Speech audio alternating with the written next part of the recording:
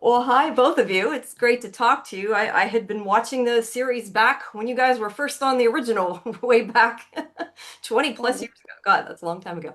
it's a Uh, long time ago. yeah, I know. So, for both of you, how either easy or difficult was it kind of stepping back into them after so long? Whichever one of you wants to go first. Cody, can I start with this one? Yeah, of course.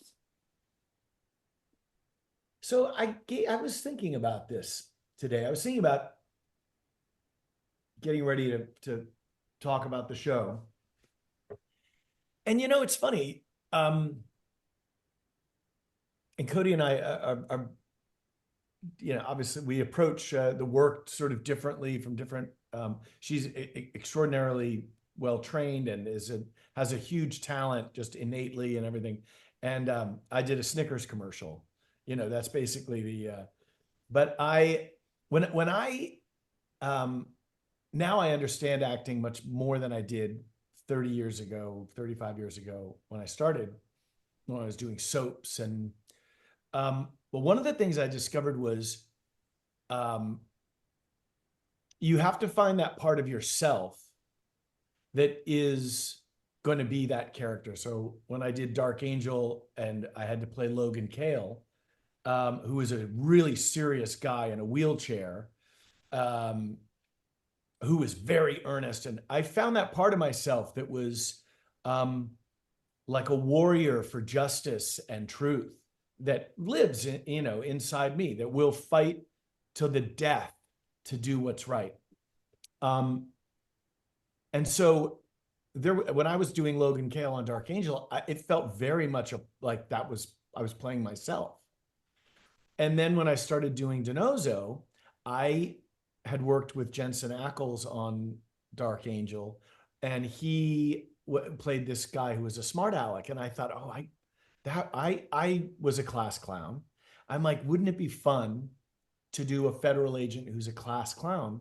And that was kind of my way in, and I found that aspect of my personality, and I just dilated that out and grew it out and sort of let's see what happens if I'm an overblown version of that.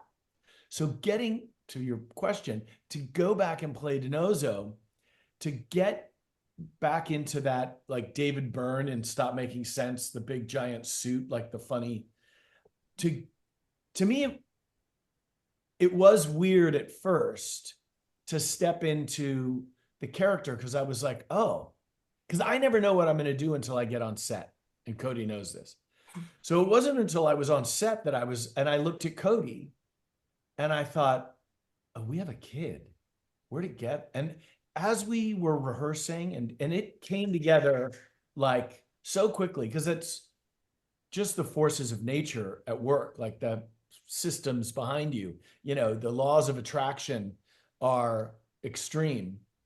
And the it's so dense what Cody and I play inside the show. Everything has um such magnitude that I think by the end of the first take, I was laughing on the inside at how fucking easy it was to work with Cody Pablo because she shows me who I am and then the character is right there. So that's a really long answer, which is why I wanted to go first. But it's a really long answer to say it wasn't hard at all because all I have to do is look at Cody and I know true north and I know where the center of the solar system is. I know what's happening, and it's um, it's really fun, really beautiful, and really rare to get to have those moments as an actor where you can really trust yourself and feel free and go out and be very vulnerable and emotional, all that other stuff that comes up in the series. Sorry, Cody, I'll stop talking now. That was my No, long. I loved it, and I couldn't agree more. I think really it comes down to, to trust, and it comes down to, look, at the end of the day, we had no idea how it was going to be. And quite frankly, we didn't want to talk about how it was going to be because that is precisely the surprise element that we were willing to explore. I think we both showed up. we were both really excited. I think very nervous because we didn't know. And I think the first scene, there was a moment there that we had to sort of like get very close and look into each other's eyes. And in that moment, we just found it. It was just in that moment. Before that, in the scene, we sort of did this cat and mouse thing where we had to sort of search the perimeter and make sure that the house was safe. Mhm. But then we ended the scene sort of looking at each other. And it was in that moment that we found everything that we had been in the past. And I think we were both really happy with that moment. And I think everyone kind of went, oh, there it is, you know? Mhm. So it was great. Never did I doubt it was going to be there because Michael and I had many conversations. We were living in completely different coasts. You know, Mhm. I was in California, Michael was in the East Coast, and but we would have these very long pandemic conversations, you know, um, in which we discussed a lot of things. Of course, we talked about Tony and Ziva and we talked about the past, but we also talked about life. You know, we talked about a lot of life. And when we were both going through pretty intense transitions in life. So at one moment, I remember Michael saying, like, hey, you know, when we get to do this, if we get to do this, what if, you know, and there was no, it's sort of like that stopped rather quickly, the question of what if, because if we could talk for that long and we could have so much fun in the exploration of things and well the hypothetical and oh let's go into this and let's go into that I had no doubt in my mind and I think Michael felt the same way that we would find something. I mean boy if you left us alone we could talk about this for a long time. So yes it was about trust and when we got there we had that, but then we discovered very quickly that the fun element was still there. And so then it was just like, all right, let's go, you know? Did you guys think that you would, like back then when you quit, did you think you would come back? I was just curious if you expected this or was it kind of a big surprise when you found out? Um, well, when I walked away from the show, there was something that was deeply unresolved, which is, first of all, I had no idea that I was going to walk away from the show, so it wasn't planned. And when that happened, we had a scene, which was the tarmac scene, where the characters say goodbye. And that was shot in second unit, so it wasn't with our regular crew, which is rare. Um, it was a very big day because what Michael and I didn't know was that it was going to be the last time we worked up until we worked again in Budapest together, and it was a very heartfelt day. I went home and I was just so saddened by that day. And then subsequently, I think for many months after that, I was in a deep, deep sadness.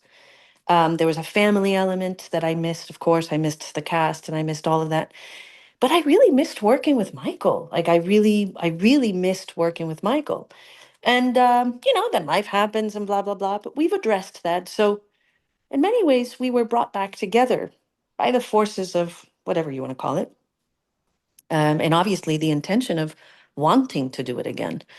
I think for Michael too, there was this unresolved thing. And certainly the storylines in the mothership supported it. You know, there was this child now, whereas Ziva goes back, but you never actually get to see Tony and Ziva on screen again in the mothership. So we knew we had a real opportunity.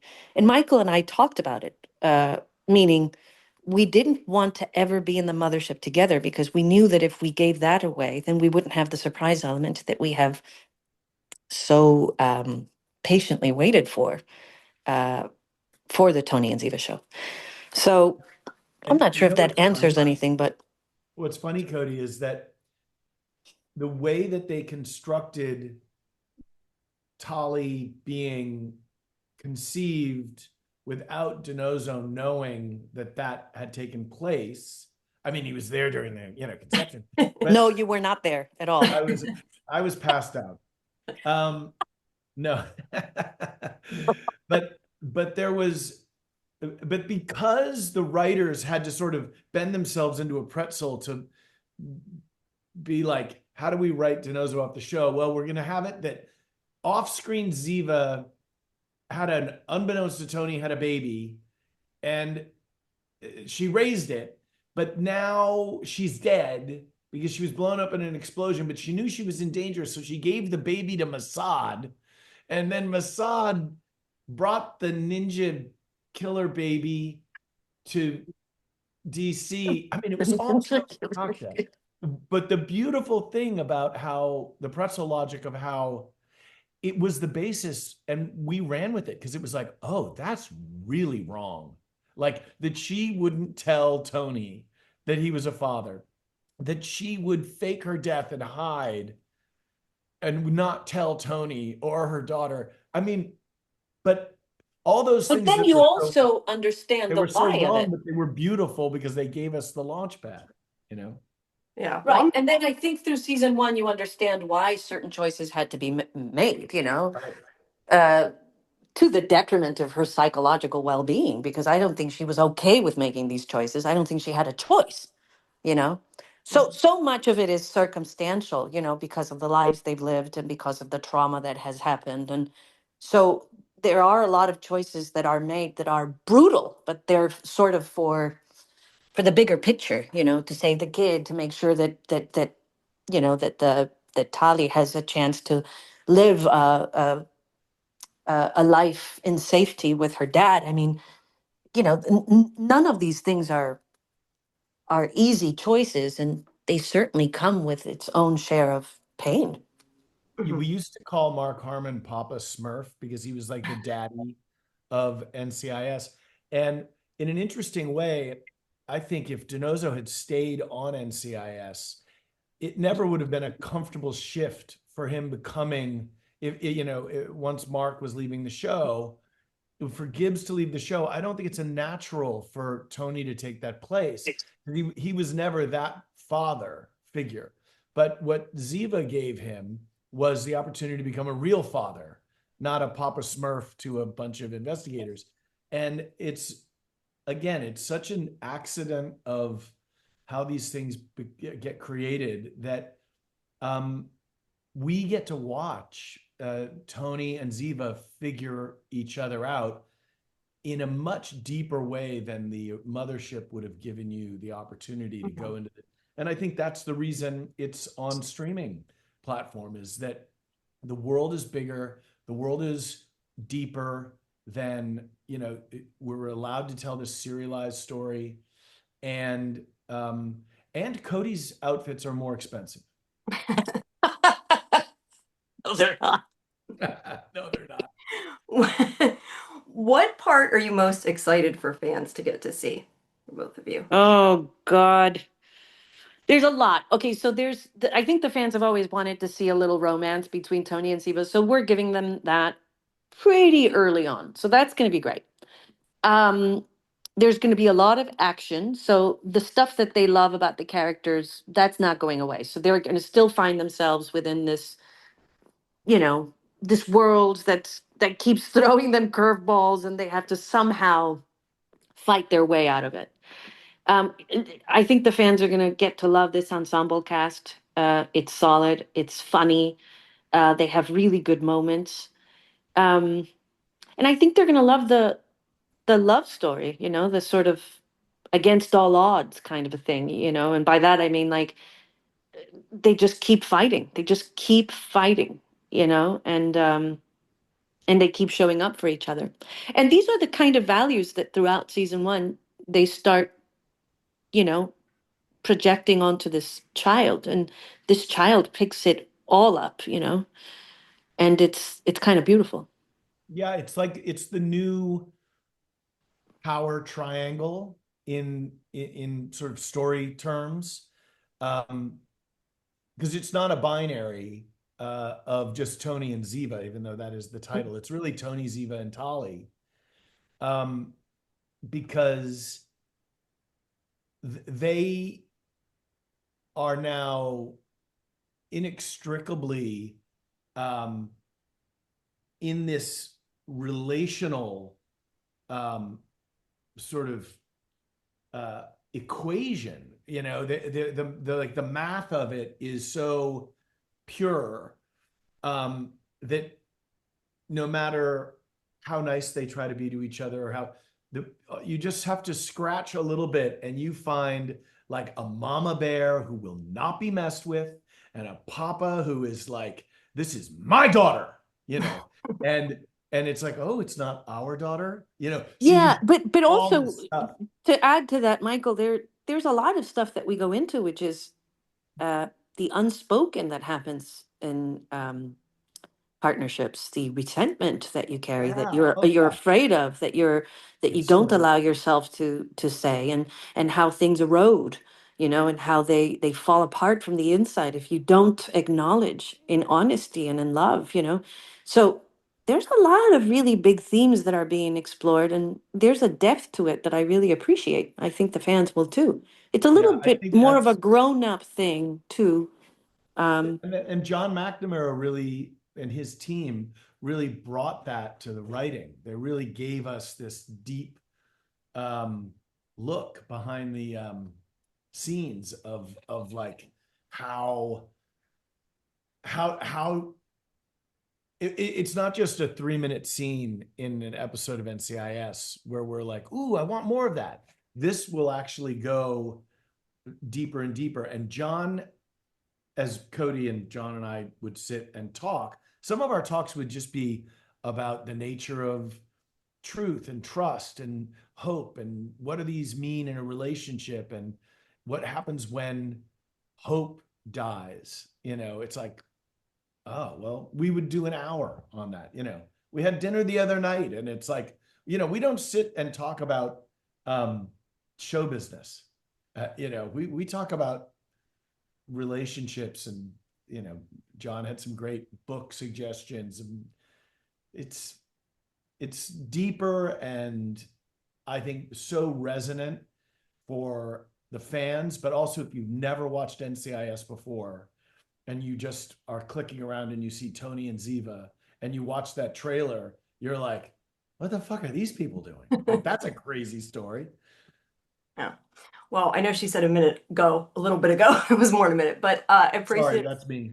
No, it's okay. But I appreciate talking to you both so much. Thank you. I look forward to seeing past the 4 episodes, and I like seeing the present and the past too. We're getting caught up on everything else, so yeah, looking forward to seeing everything else that happened in between.